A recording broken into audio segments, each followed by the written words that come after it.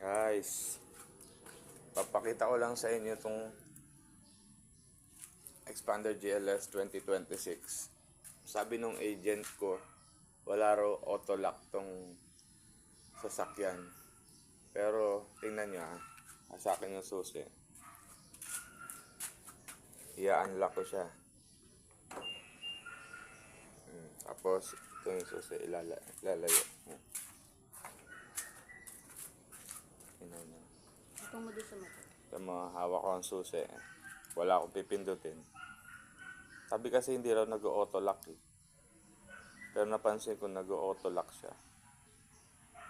Hintayin nyo lang. Ano nyo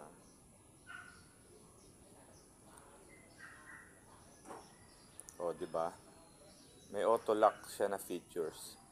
Sabi nung ahente, wala raw. Yun lang.